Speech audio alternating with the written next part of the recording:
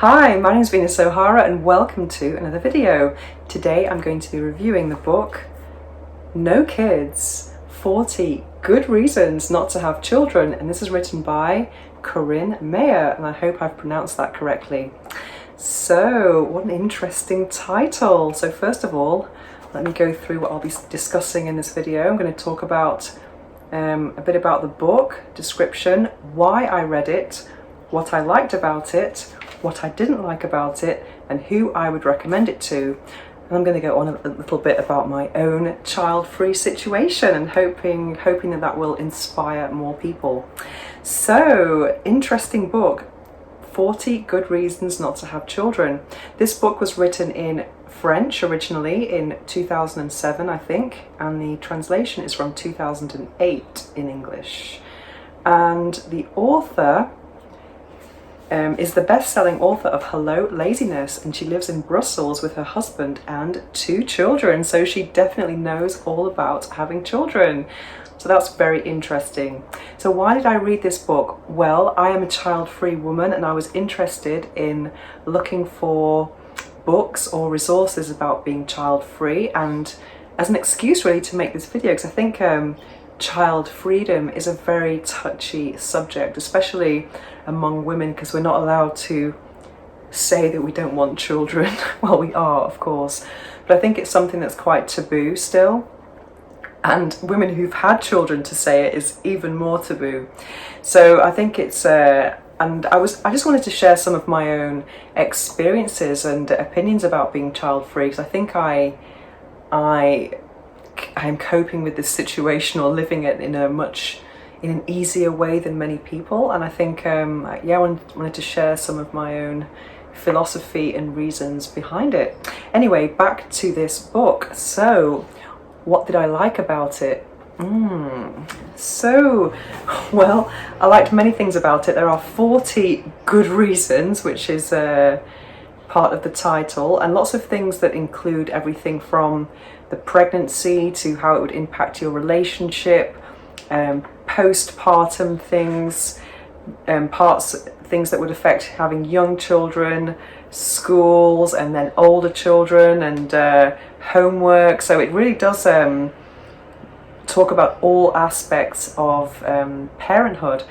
But there were a couple of reasons of my own that I didn't think were included in the 40 reasons. So I found it very interesting. So at first I did think maybe this book was very thin, for 40 good reasons.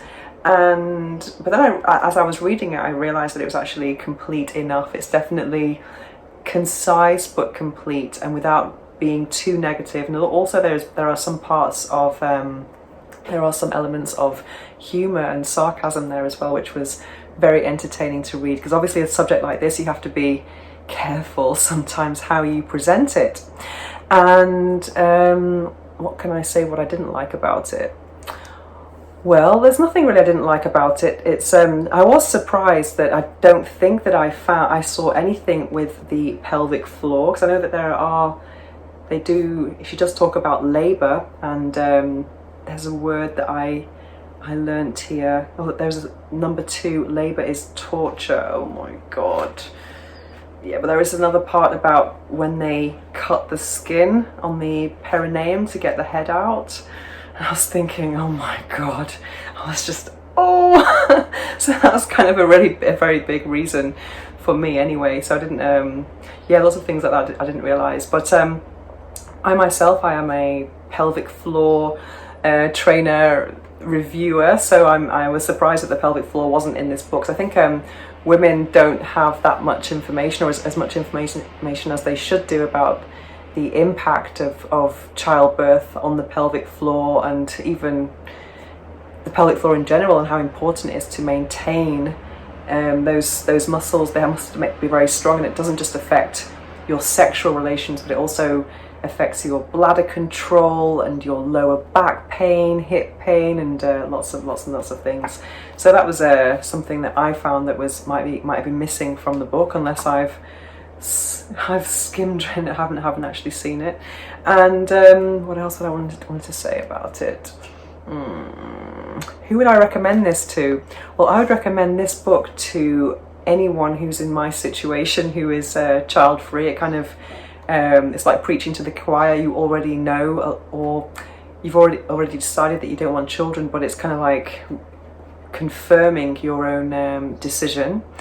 I would also recommend it to anyone who is thinking about having children as well, just to actually, I think it's a very good filter to kind of read this book and then at the end say, do you still want children? Are you really up for this? Because I think even though I don't have my own children, I do think it must be one of the most wonderful things that you could do in life. But I think you must do it with the right intentions. For example, it should be done out of love, hopefully planned, and not out of fear. Fear of, I need someone to look after me when I'm older. I don't think that's a good reason to have children. I don't think it's a good reason either to kind of think that it's going to cement a relationship, a marriage that's having trouble, and let's pop another kid out and let's see if that works. I don't think those situations are good either. And I think it's always preferable to be in control of your contraception and plan these things as well. I know that wasn't something that was common maybe in my time when I was conceived, or people of my generation, but I think it's definitely important. So yes, that's something I would definitely recommend to anyone who's actually thinking of having children.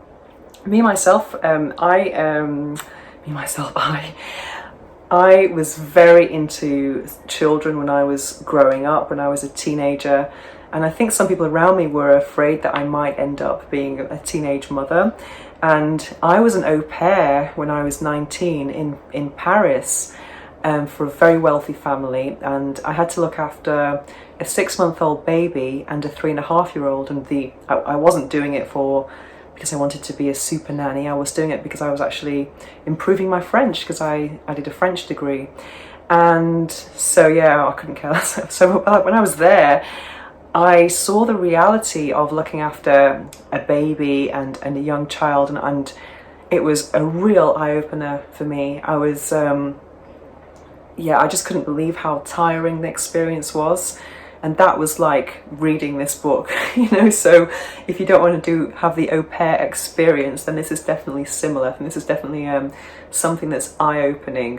And what you realise, well, in my experience, the au pair experience was only 6 weeks long, but this kind of explains the whole process from pregnancy, small child, when you have small children, school, high school, the whole, like maybe 20 years, and you're thinking, oh my God, could I really do that for 20 years of my life? So at the end of the day, the time we have here is limited, and I think you have to think, do you want to spend 20 years of it bringing up someone else, or some other people, in plural that could be, and that's something that one should take seriously. It's not something, I've always been, let's really get to my reasons now, my reasons of not having children.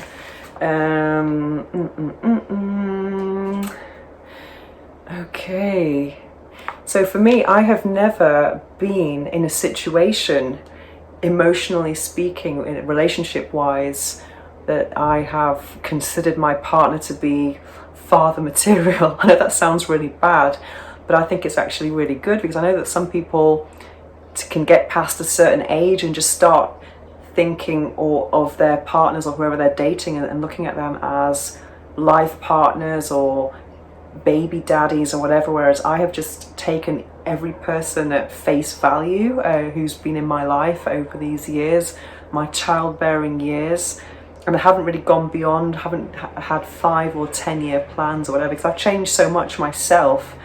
And I think having to be with one person over that time would have been, for me at least, would feel a bit kind of restricting. So I've never really been in a situation where I might think about getting married or having children. It just really hasn't happened. I've had relationships that are kind of that reflect my personality and my unconventional lifestyle, and introducing children into that, it just hasn't really been something I've ever considered, and for that reason I feel quite fortunate, because I do think that there are child-free women who are not very happy with their situation, and they would love to meet the father of their children, their life partner, and it's not quite happening, and then time's running out, and my heart goes out to those people. I think, why do you really want to have a child? Is it because you want this love? Is it because of your ego? Is it because you're afraid of who's going to look after you when you're older, which children do not guarantee that. And I think when you're looking outside for something to fill you up, you should really look within, and that goes for relationships as well. I think it's very, very important. I think a lot of times we are looking for external solutions for internal problems, and that's not something you should do with having children, because it's going to be very hard. And another thing I wanted to say as well is that I'm a British expat living in Barcelona, and I am quite active in the expat community here, and I do think that I don't know that many people actually who do have children, and that makes things a lot easier for me, because when I go back to the UK, it might be a bit different in London, for example, but I'm from a suburb in Manchester, and I think in suburbia I would feel like a bit of a spinster. I don't think I would feel so I think I would feel more like the odd one out, because I think in life, even though I'm following a conventional path, I'm in a place where a lot of people around me are also doing unconventional things, and that definitely makes it easier. Because sometimes when you're not following the path, I think you can feel lost sometimes. But I think for me it just seems very normal not to have children, and yeah, I don't feel like everyone's got one, but I haven't. And I would feel a little bit more like that if I was in England. I know that when I do go back, and all my friends from school, they've all got kids, and they have very different concerns, very different lifestyles, and I just don't quite connect with it, and I don't envy it at all. I'm just like, oh my god. And even though their children are adorable, I'm kind of glad that I don't have to spend all day every day with them, because I don't think, children are really cute, but they're very tiring as well. And another thing, so my au pair experience I just touched on briefly there. Well, that was wow, it was incredibly eye-opening, just seeing how much work was involved, looking after a 6-month-old and a 3.5-year-old. And what was interesting was it was only for just over a month in the summer in Paris, and the children I was looking after, they had a nanny in the day, and I was the au pair in the evening from 6 p.m. And also I worked on the day that the nanny's day off, so the parents never saw the children. And often I know a lot of people who've had not such good experiences, when they work as an au pair, because they tend to be quite spoilt children, and it's not the easiest. Yeah, oh my god. Yeah, but it was a great experience. I'm very happy that it created this kind of like, it was better than contraception, put it that way. And another thing, I've written down here, control freak. Yeah, I'm a massive control freak in my relationships, and I think that maybe from the previous generation or the one before that, I think pregnancy and motherhood was just something that happened to women. It was thrust upon them, and they didn't really have much choice about it. They got married, and they had sex with no contraception, and boom, baby. And I think if that was me, I would feel very disconnected and out of control of my own body almost. And having to have that kind of marital maintenance sex, the kind of sex that's usually missionary, and if I don't do it, he'll shag someone else type of sex, and my pleasure's not important, that for me is a massive libido killer.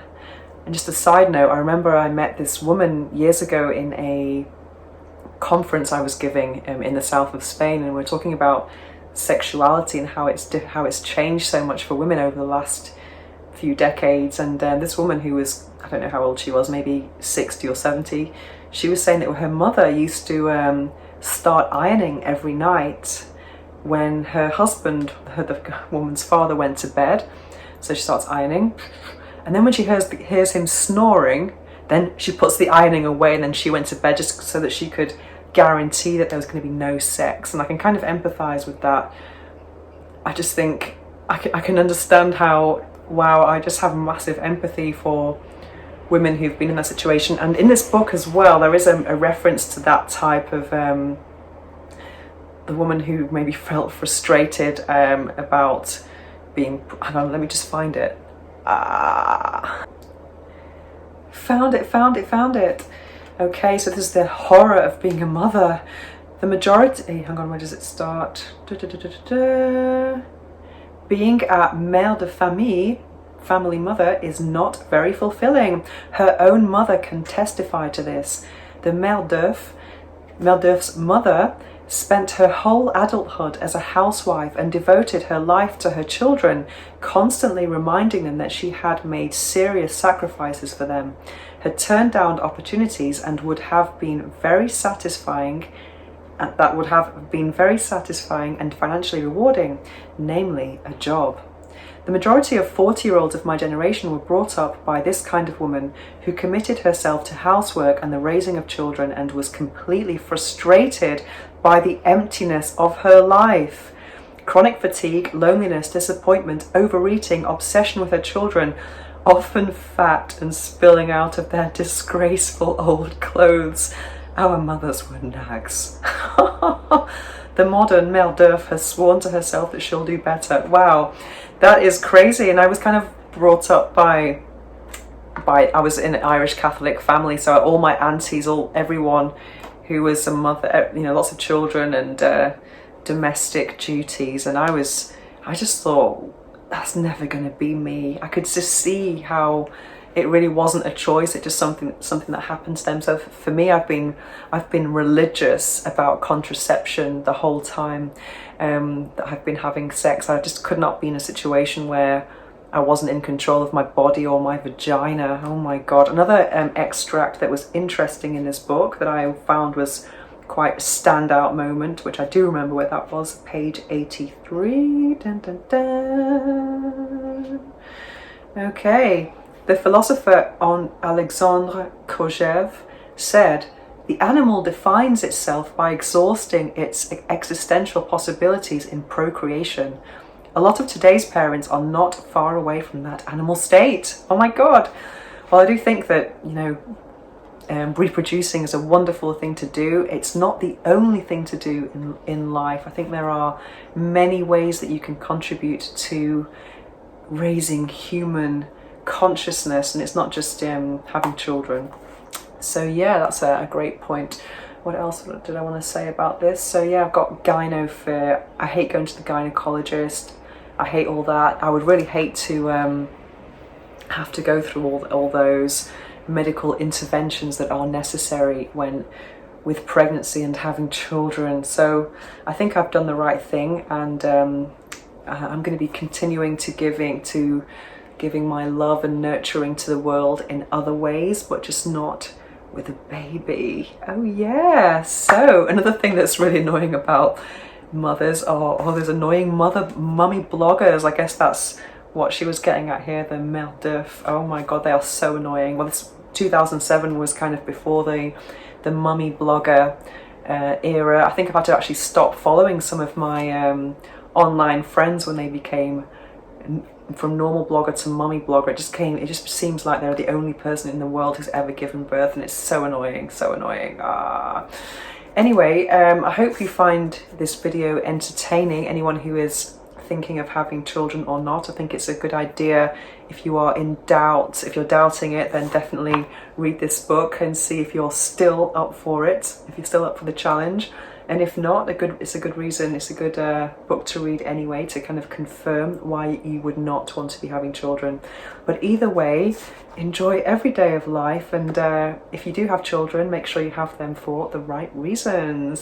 Okay, hope you find this video inspiring, and if you have any thoughts on this topic of being child-free, I would love to read them in the comment section below.